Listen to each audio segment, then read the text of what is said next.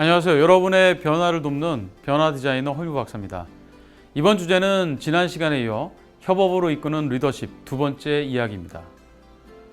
최근에 다양한 스포츠 분야의 현역 및 은퇴 선수들이 축구팀을 결성하여 다른 아마추어 팀들과 경기를 하며 좌충우돌하는 모습을 보여주는 한 예능 프로그램을 재미있게 보고 있습니다. 이 팀은 축구와 전혀 관계없는 다른 종목의 선수들로 구성되어 있는데요. 이 팀이 프로그램 초반에 63년생으로 구성된 동네 조기 축구팀과 했던 경기가 기억납니다. 전반에만 무려 4개의 골을 허용해서 패색이 완연했고 선수들은 사기가 바닥으로 떨어졌습니다. 하프타임에 이 팀의 감독인 안정환은 선수들에게 이런 피드백을 합니다. 저쪽 상대팀은 축구를 이해하고 있고 우리는 축구를 이해 못하고 우리는 첫 경기하는 스타일로 다시 돌아갔어요. 남 탓하고 자기 것 회피하고 소통도 안 하고 응원도 안 해주고. 축구를 잘 하려면 축구의 메커니즘에 대한 이해가 필요한 것처럼 협업을 위해서는 협업의 본질을 이해하고 있어야 합니다. 축구는 선수 각자가 개인의 포지션에 맞는 역할을 충분히 해내며 상호 패스를 통해 골을 만들어내는 스포츠이죠. 조직의 협업도 마찬가지입니다. 협업에 참여하는 구성원들은 각자가 하나의 완전체로서 역할에 맞는 업무 능력을 갖추고 있어야 하고 상호 소통하고 업무를 통합을 할 수 있는 태도와 스킬을 갖추고 있어야 합니다. 그리고 리더는 협업을 위한 환경을 조성하고 동기부여를 제공하는 리더십을 발휘해야 합니다. 펩시의 전 CEO 인드라 누이는 연결된 자유라는 개념을 말했는데요. 이것은 구성원 서로가 분권적이면서 동시에 유기적인 관계를 유지하는 것을 말합니다. 체계적 협업은 구성원들이 그냥 뭉치는 것이 아니라 독립적이면서 연결되어 있어야 합니다. 리더가 이처럼 체계적인 협업을 실행하려면 다음에 5가지 원칙을 실천해야 합니다. 첫 번째는 효과적인 협업 규범을 개발해야 합니다. 픽사는 뛰어난 아이디어로 애니메이션을 지속적으로 흥행시키고 있죠. 그 성공 뒤에는 집단 창의와 협업의 메커니즘, 브레인 트러스트라는 회의체가 있습니다.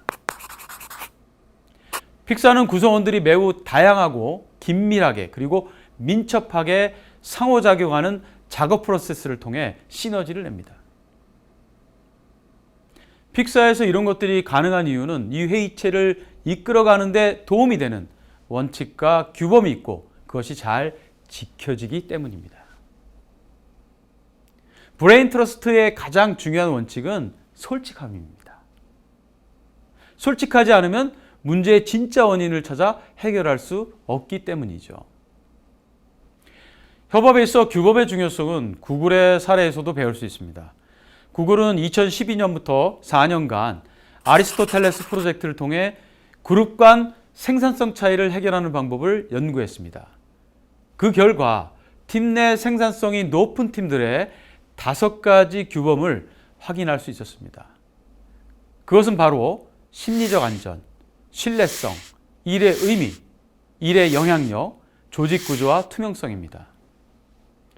구글의 최고 인적 자원 책임자였던 라즐로 복은 위의 5가지 규범을 한마디로 다음과 같이 정리해서 표현했습니다.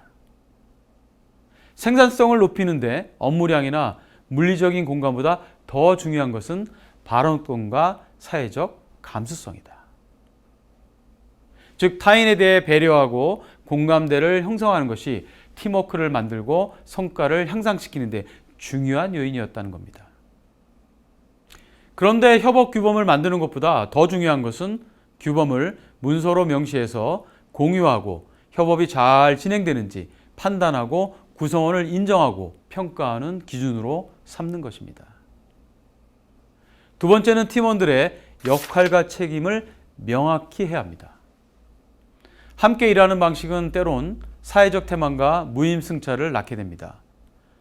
링겔만 교수가 줄다리기 실험을 통해 집단의 참여자 수가 늘어갈수록 성과에 대한 개인당 공헌도가 떨어진다는 사실을 밝혀냈죠. 협업에 대한 이런 부작용을 해결하기 위해서는 개인별 역할과 책임을 명확히 부여해서 다른 사람에 대한 의존도를 줄여야 합니다. 라시 차트를 활용하면 역할 부여를 효과적으로 할 수 있습니다. 업무별로 실무 담당자, 의사 결정권자, 업무 수행 조언자, 결과 통보 대상자를 명확히 정하고 배분하는 방식입니다. 하지만 명확한 업무 배분은 개인들이 자기 업무에만 매달리고 타인의 업무에는 무관심해지는 부작용도 있습니다. 이런 한계를 극복하기 위해 개인 성과 평가뿐만 아니라 조직 공헌도를 평가에 반영한다면 조직 전체의 성과를 높이는 데 도움이 되겠죠. 세 번째는 구성원의 다양성을 높이는 것입니다. 미국 미시간 대학교 스콧 페이지 교수는 다양성이 능력을 이긴다는 혁신 이론을 제시했는데요. 페이지 교수는 지능이 뛰어나고 동질성이 높은 박사들로만 구성된 집단과 지능은 낮지만 다양한 분야의 전문가 집단으로 나누어서 문제를 해결하는 실험 연구를 진행했습니다. 그 결과 지능은 낮지만 다양한 분야의 전문가 집단이 문제를 해결하는 데 더 뛰어난 성과를 보였습니다. 물론 개인적인 능력은 지능이 높고 동질성이 높은 집단이 뛰어났죠. 하지만 그룹 전체의 능력은 지능은 낮지만 다양한 전문가가 모인 집단이 더 좋았습니다. 페이지 교수는 개인이 갖고 있는 인지 및 정체적 다양성을 하나의 도구라고 표현합니다. 그래서 전문성을 가진 다양한 사람들이 모였다는 것은 문제 해결을 위한 더 많은 도구가 있다는 것을 의미하기 때문에 더 좋은 성과를 내는 것이죠. 이 실험은 서로 다른 행동 특성과 문화적 배경 그리고 경험을 가진 멤버들로 팀을 구성하는 것이 문제 해결과 협업의 성과를 높인다는 시사점을 제공합니다. 네 번째는 갈등을 효과적으로 조정해야 합니다. 혹시 결혼 초에 갈등이 많은 부부하고 갈등이 없는 부부하고 어떤 부부들이 이혼율이 높을까요? 네, 연구 결과 결혼 초에 갈등이 없는 부부가 이혼율이 높다고 합니다. 왜 그럴까요? 서로 다른 성장 배경과 차이를 가진 사람들이 만나면 당연히 갈등이 생길 수밖에 없습니다. 이것을 참기만 하고 억누르면 나중에 더 큰 문제를 만들게 됩니다. 오히려 겉으로 드러내고 조정하고 통합한다면 비온 뒤에 땅이 굳는 것처럼 더 단단한 협력관계를 만들어갈 수 있는 것입니다. 그래서 리더는 다양한 차이에서 오는 갈등이 표출될 수 있는 기회를 마련하고 갈등이 협력적으로 해결될 수 있도록 조정하는 노력을 해야 합니다. 갈등을 협력적으로 해결할 수 있는 방법으로 BCF 모델을 제안드립니다. BCF 모델은 상대방이 한 행동이 어떤 결과를 만들었고 그래서 나의 느낌과 감정은 무엇인지 말하는 방법입니다. BCF 모델은 상대의 감정을 건드리지 않으면서 대화를 지속해서 합의점을 도출할 수 있는 효과가 있습니다. 마지막으로 개방적으로 소통하고 피드백할 수 있는 문화를 구축해야 합니다. 앞에서 언급한 픽사와 구글의 성공은 수평적이고 개방적으로 소통할 수 있는 조직 분위기가 중요한 요인이었습니다. 지금까지 리더가 협업의 리더십을 발휘하기 위한 효과적인 행동 원칙에 대해 말씀드렸습니다.